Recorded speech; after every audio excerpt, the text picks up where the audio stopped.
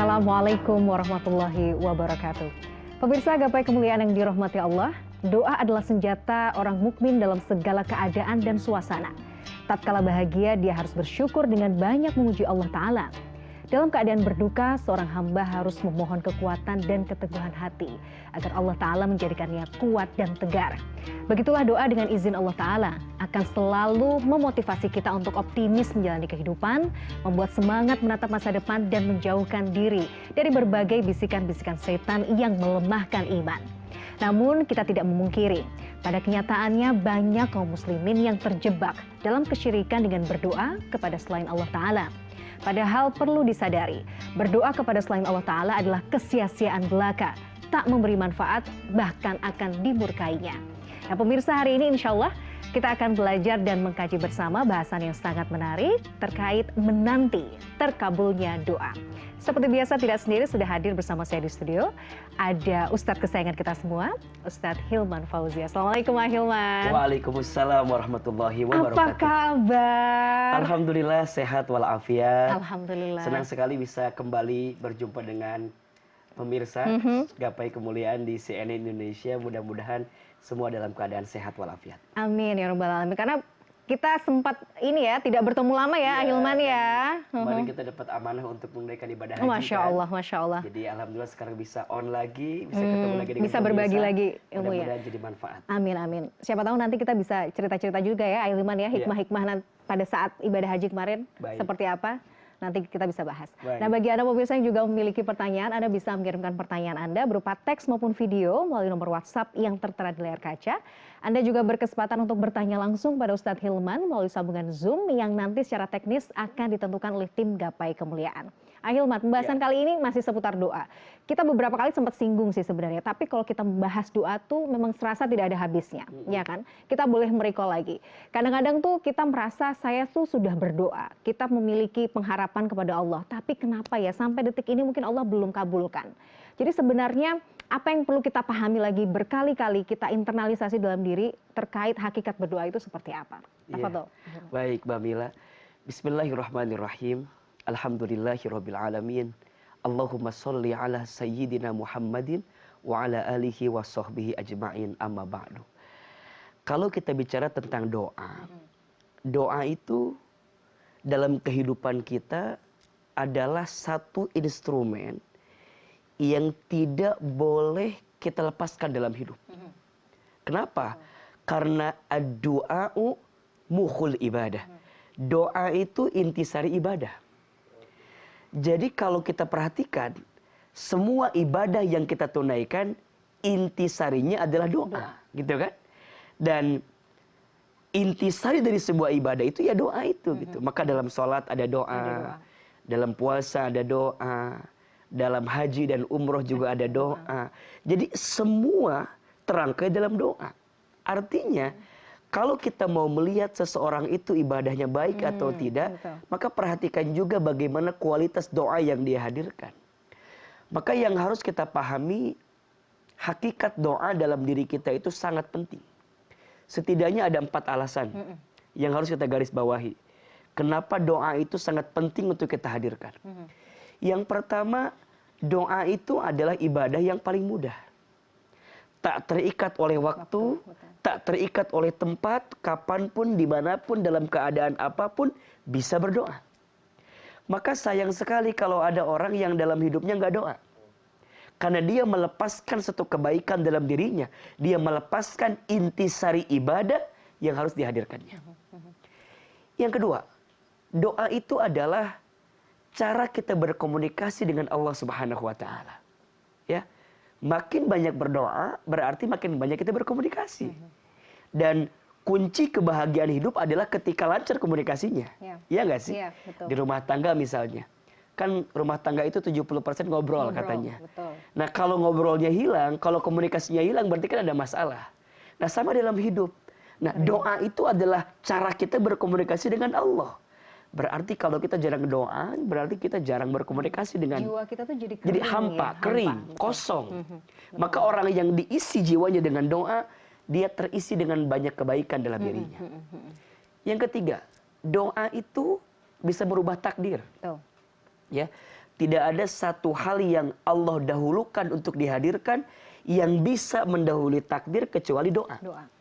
Maka sekarang apapun yang sedang kita inginkan, yang kita harapkan, maka buktikan dengan doa. Maka ada istilah begini, usaha tanpa doa berarti itu sombong. Iya. Ya. Kemudian doa tanpa tanpa usaha berarti dia sia-sia kan. Walaupun kalau saya memahami doa itu bagian dari usaha sebenarnya. Bagian dari Karena usaha itu ada dua kan, ada usaha bumi, ada usaha langit. Jalur langit, Ada ya. ikhtiar bumi, ada ikhtiar langit. Maka doa itu juga usaha. Nah, doa bisa berubah takdir. Nanti kita ungkap kisah mungkin yang bisa menguatkan itu. Dan yang keempat, ini yang paling penting. Doa itu senjatanya orang beriman. Nah, ini betul. Ya. Orang ketika dia lemah dalam hidup, maka doa yang menguatkannya.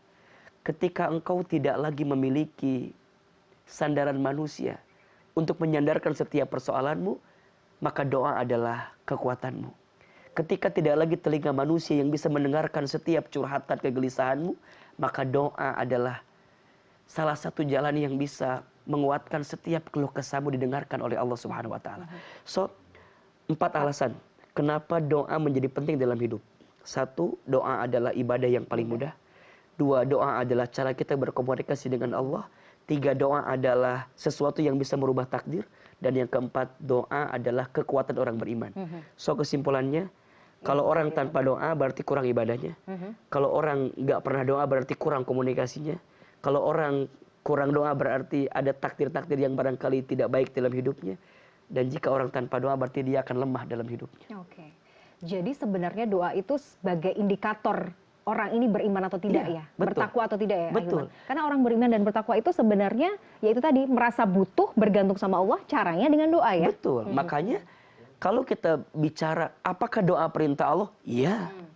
Jadi semata-mata kita berdoa bukan hanya karena kita minta, Iya. tapi karena Allah yang memerintahkan.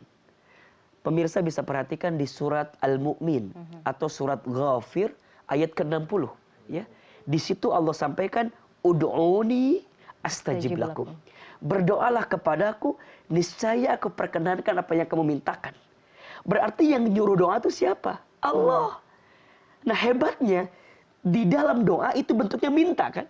Jadi Allah yang minta kita doa, padahal dalamnya adalah kita suruh minta ke Allah gitu.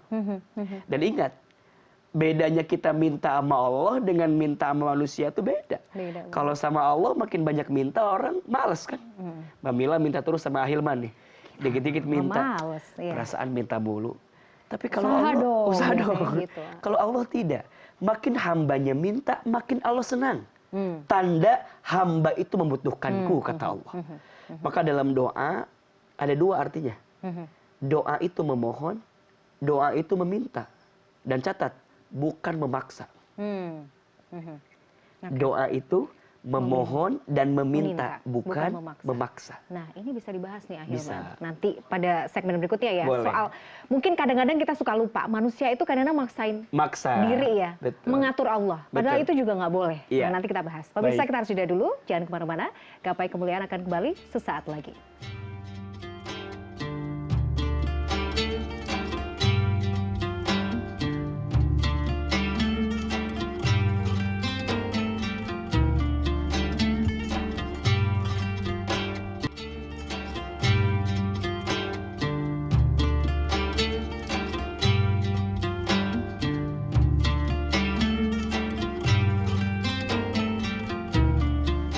Pemirsa, terima kasih Anda masih menyaksikan Gapai Kemuliaan dalam episode Menanti Terkabulnya Doa. Nah, bicara soal menanti terkabulnya doa.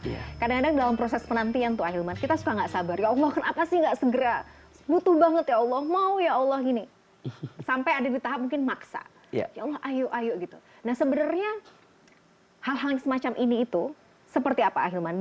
Dalam pandangan Islam tuh harusnya kita tuh adabnya tuh seperti apa? Iya. Silahkan. Iya. Sebelum kita memastikan jawaban terhadap persoalan tadi, yang perlu jadi highlight bagi kita adalah doa itu memohon dan meminta, betul, bukan memaksa. Apa sih bedanya memohon dengan meminta? Memohon itu berarti begini, ada satu perasaan yang ditanam di hati kita bahwa kita tuh tak punya daya upaya. kita tuh tak punya kuasa, tak punya kemampuan, tak punya kekuatan. Artinya, kalau aku nggak minta sama Allah, aku nggak akan bisa. Maka merendahkan diri dalam doa itu penting. Menghinakan diri dalam doa itu penting. Itu memohon. Jadi memohon itu, ya Allah, hamba tidak bisa. Ya Allah, hamba tak punya daya upaya. Hanya Engkau yang bisa. Nah, ini penting digarisbawahi. Karena mohon maaf, Mbak Mila, kadang tidak sedikit di antara kita yang kemudian mohon maaf ya, suka ngerasa sombong dengan amal gitu. Contoh begini, ya Allah, hamba tuh udah tahajud gitu ya. Hamba tuh udah duha gitu. Jadi seakan-akan kita itu ya bertransaksi dengan Allah dengan amal yang kita lakukan. Padahal hakikatnya ya amal yang kamu lakukan itu akan kembali kepada kamu gitu. Maka proses penghambaan kita, menghinakan diri kita kepada Allah penting, itu memohon. Nah, baru nanti yang kedua meminta. Setelah kita sadar diri kalau kita nggak mampu, baru kita minta sama Allah. Tapi ingat, bukan memaksa. Nah, memaksa itu berarti kita merasa Allah nggak tahu kan gitu. Merasa Allah nggak paham, merasa Allah tuh nggak ngasih yang terbaik untuk kita. Padahal mohon maaf, Allah selalu tahu apa yang terbaik dan mana yang terbaik. Betul. Makanya ada perkataan yang bagus. Kenapa Allah merahasiakan masa depan? Kenapa coba? Kenapa yang namanya masa depan tuh nggak dikasih tahu aja gitu? Kenapa? Wah, kalau dikasih tahu tuh kita suka kadang-kadang ini nggak sih, nggak tahu diri kali ya Hilman ya. Maksudnya wah kurang nih, misalnya ya namanya manusia ya, mungkin nggak cukup aja gitu. Mintanya bisa lebih-lebih gitu. Ternyata jawabannya, kenapa Allah merahasiakan masa depan? Karena Allah menginginkan seorang hamba itu berprasangka baik, berusaha yang baik, dan berdoa yang baik-baik. Makanya wajar. Ana indadhonni abdi bi, kata Allah, aku sesuai prasangka hambaku. Jadi apa yang kita sangkakan kepada Allah, itu jugalah yang kemudian Allah sangkakan kepada kita. Maka sekarang pertanyaannya, apa yang salah dengan doa kita? Apakah tidak dikabulkannya ataukah apanya? Kalau menurut saya, daripada kita sibuk mengeluhkan apa yang belum dikabulkan oleh Allah, lebih baik kita bersyukur ketika Allah masih ngasih kesempatan kita untuk berdoa. Betul. Kata Umar bin Khattab radhiyallahu an, ini bagus sekali kata-katanya. Aku tidak takut ketika doaku tak dikabulkan. Aku lebih takut ketika Allah tidak memberikan kesempatan lagi kepadaku untuk berdoa. Sekarang pertanyaannya, ini jujur-jujuran ya. Iya. Jujurly guys. Jujur-jujuran ya. Iya, gimana? Pernah nggak atau sering nggak kita minta begini sama Allah? Ya Allah, berikanlah kesempatan kepadaku untuk selalu berdoa kepadamu. Ya, sulit ya. Maksudnya kadang-kadang kita lupa, jarang. Iya, padahal itu adalah anugerah terbesar ya. Oh iya dong. Kita lebih sibuk, ya Allah kabulkan doaku. Iya, yang ini sibuk dengan apa yang belum kita miliki, Ahilman.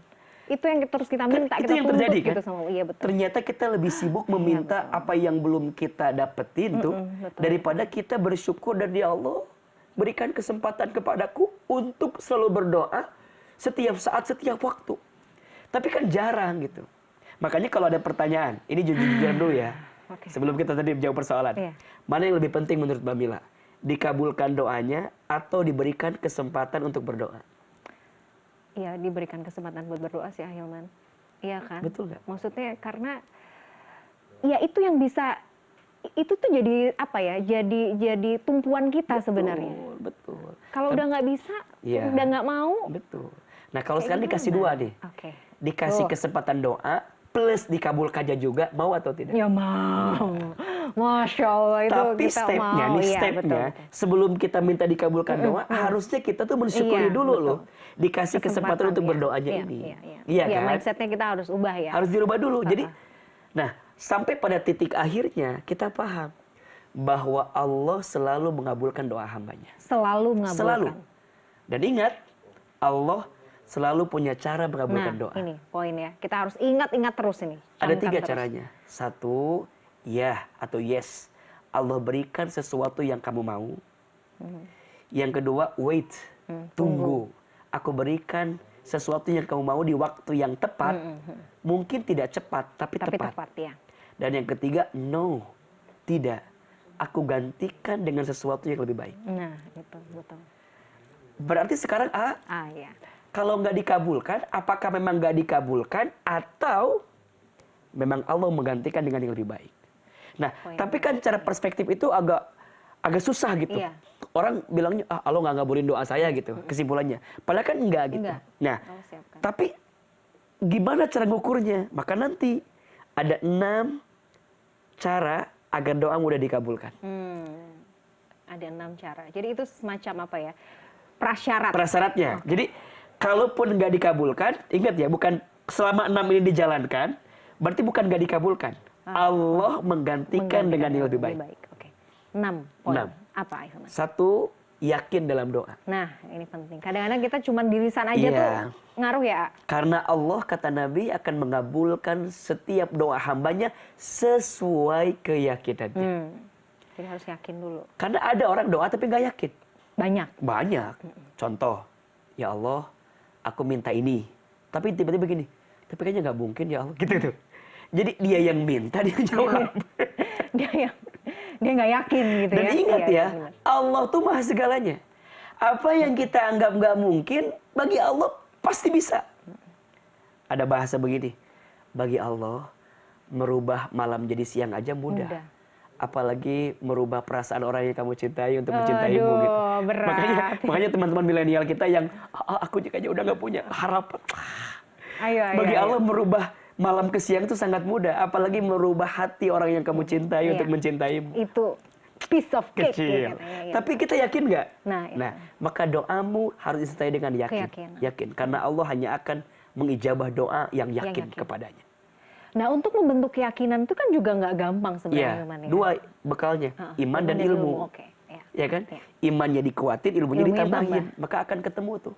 Ya kayak ngaji sekarang kan juga nambahin yakin tuh. Gitu. Yang kedua, ikhlas. Ikhlas dalam doa. Ikhlas itu apa sih? Ikhlas itu menyerahkan semuanya hanya sama Allah. Jadi doa itu adalah perangkatnya, jalannya. Nah, hasilnya kan Allah lebih tahu. Hambaku, aku tahu kau minta kepadaku. Tapi aku tahu ketika engkau diberikan ini, itu gak baik untukmu. Maka ikhlas itu untuk menyerahkan doa, melantunkan doa, mengantarkan semuanya ke Allah, biarkan nanti Allah yang memberikannya. Ibarat begini, Mbak Mila. Ada seorang anak kecil. Anak kecil tuh mau main pisau. Kita bisa aja ngasih. Tapi khawatirnya malah mencelakakannya atau melukainya. Maka pisau itu kita ambil. Bukan karena kita nggak mau ngasih, bukan. Tapi karena kita tahu saat ini dikasih akan jadi sesuatu yang buruk bagi dirinya. Nah, perspektif ini harus dibangun oleh kita. Maka dalam doa ikhlas saja. Dan ingat, dikabulkannya doa, tidak dikabulkannya doa, selama kita berdoa dapat pahala. Dapat pahala itu. 1 yakin, 2 ikhlas. Yang 3 sampai 6 nanti dulu. Kita harus jeda. Pemirsa jangan kemana-mana. Kita masih akan bahas tema yang menarik ini. Jangan kemana-mana. Gapai kemuliaan akan kembali setelah yang satu ini.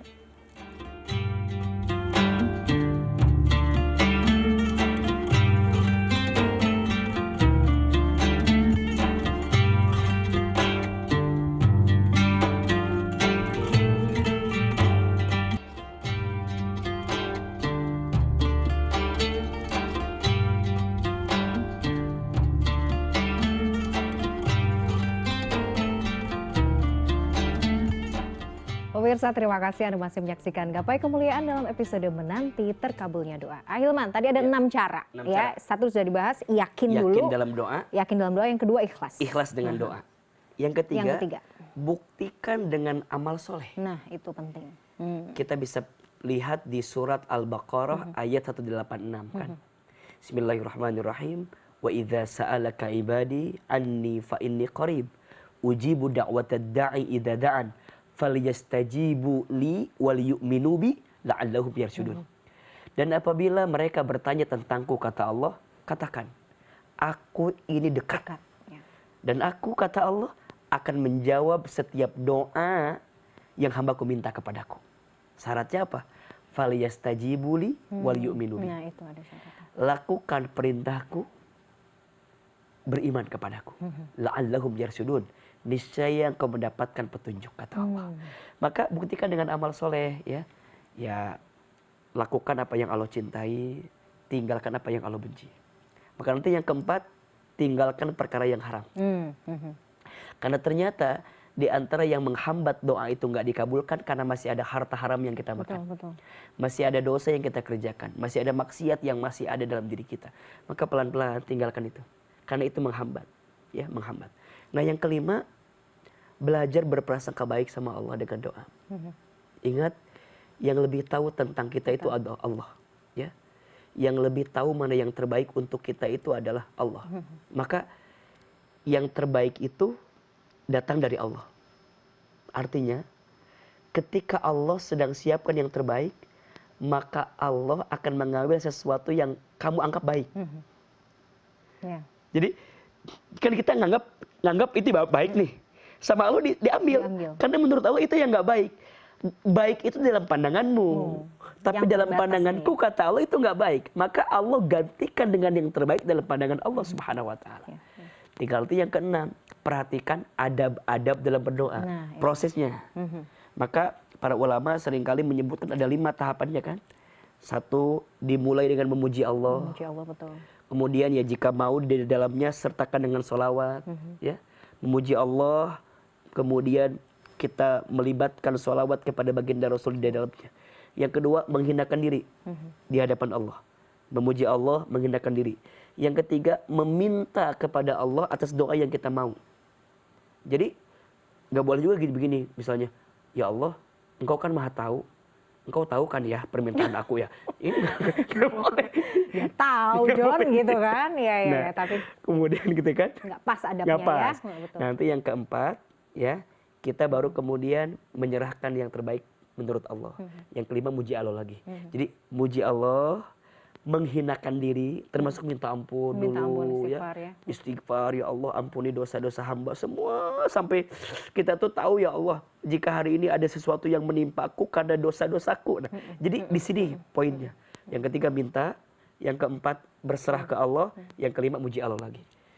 Jadi insya Allah itu adalah rangkaian-rangkaian yang bisa kita hadirkan. Dan itu diulang terus ya. Diulang terus insya Allah. Dan itu tadi ya, kita harus kembalikan bahwa berarti tidak ada doa yang sia-sia ya. Tidak ada doa sia-sia. Oke, jangan kemudian kita, wah berarti nggak dikabulkan, berarti selama ini ikhtiar aku, doa aku sia-sia dong. Nggak ada sama sekali. Bahkan kalau boleh kita akui, kadang ketika doa kita belum dikabulkan, kita selalu ingin terus berdoa.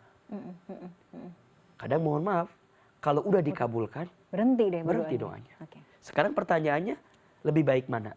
Lebih baik terus berdoa, atau lebih baik kita berhenti berdoa? Maka kadang cara Allah menginginkan hambanya terus berdoa, Allah nggak kabulkan doamu agar kamu terus agar kamu terus meminta sama Allah. Maka satu kali dalam kitab Al-Hikam itu kan diceritakan, ada seorang hamba yang soleh yang doa. Kata malaikat Jibril, ya Allah, kabulkan doa hambamu yang soleh itu. Apa kata Allah? Biarkan dia terus berdoa, karena aku sangat merindukan lirihnya dia dalam doa. Ini jadi ternyata Jibril tuh minta sama Allah, ini kan hamba soleh nih, ya Allah kabulkan. Tapi kata Allah, enggak, biarkan aja. Karena aku sangat senang dan sangat suka dengan dirinya dia dalam doa. Kalau Allah udah senang, Allah udah cinta ya. Masya Allah. Masya Allah. Maka kata Imam Ali bin Abi Thalib, ketika doaku dikabulkan, aku bahagia. Tapi ketika doaku belum dikabulkan, aku lebih bahagia. Kenapa? Karena ketika doaku dikabulkan, berarti Allah memberi apa yang aku mau. Tapi saat doaku belum dikabulkan, berarti Allah memberi apa yang Allah mau. Gitu ya, dahsyatnya tuh. Dan dua-duanya tidak ada yang sia-sia. Makanya sekarang teruslah berdoa, jangan pernah berhenti berdoa, dan jangan pernah berdoa untuk berhenti. Karena semua pasti ada kebaikan-kebaikan yang bisa kita hadirkan. Nah, doa sendiri, apakah hanya terbatas kepada, biasanya tuh kadang manusia ya, kita menginginkan sesuatu yang besar, sesuatu yang mungkin berdampak signifikan dalam hidupnya, baru kita gencar berdoa. Tapi kan dalam sebuah hadis saya juga pernah baca, Ahilman, bahkan tidak masalah dulu ya, sahabat atau mungkin para tabiin gitu ya, berdoa untuk hal-hal yang sifatnya mungkin di pandangan manusia itu remeh-temeh. tali sandal yang putus, Iya. misalnya garam gitu yang habis di rumah. Jadi artinya berdoa pun juga boleh apa saja, bahkan urusan yang remeh-temeh. Betul, boleh sekali. Bahkan satu amalan tidak akan bernilai sempurna kalau Oke. tak dimulai dengan bismillah kan. Oke, betul, betul.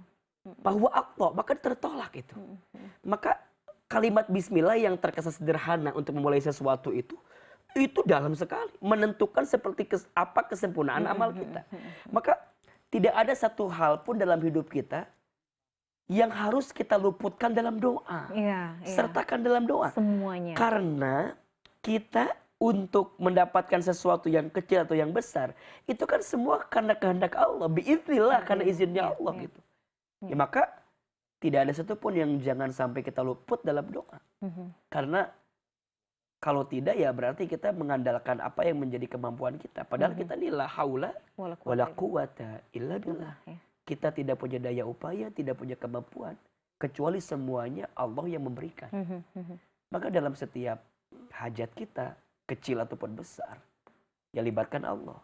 Dan kadang-kadang, mohon maaf ya Mbak Mila, pemirsa, kita tuh suka merasa kepedean gitu. Maka saya memahami percaya diri itu bukan kita percaya dengan kemampuan kita.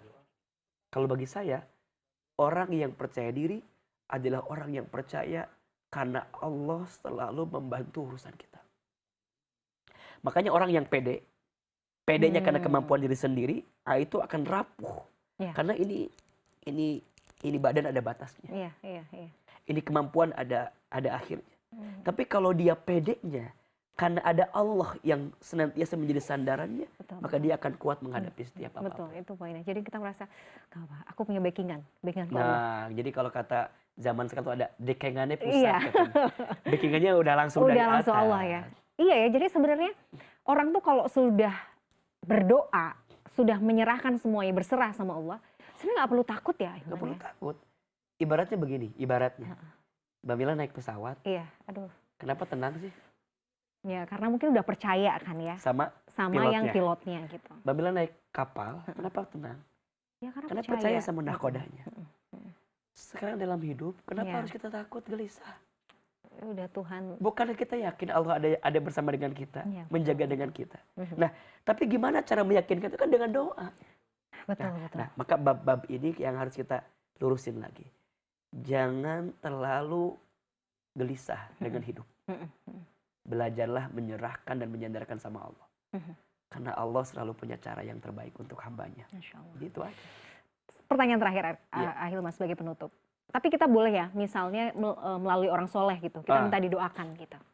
Misalnya nih ya kan dari ada kiai, ada ustadz, Pak Ustadz doain saya dong Iya. supaya ini. Kan mungkin jalurnya bisa beda nih gitu ya. Boleh ya Ahilman ya? Iya, kan Allah itu akan mengijabah doa orang yang beriman dan beramal soleh. Nanti dibuka di rumah ya pemirsa, surat Asy-Syura ayat ke 26 kalau tidak salah. Jadi di ayat itu Allah sampaikan, dan aku akan mengijabah doa orang yang beriman dan Oke, beramal soleh. oke. Nah, berarti kalau kita istilahnya menitipkan doa kepada seseorang yang kita rasa dia punya kualitas keimanan dan amal soleh yang bagus, ya kenapa tidak? Ya? Tapi ya bukan kita yang butuh.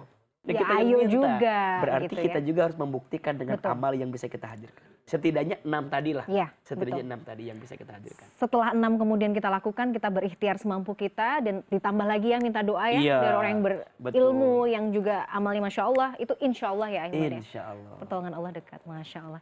Ini pengennya sih masih lanjut ya.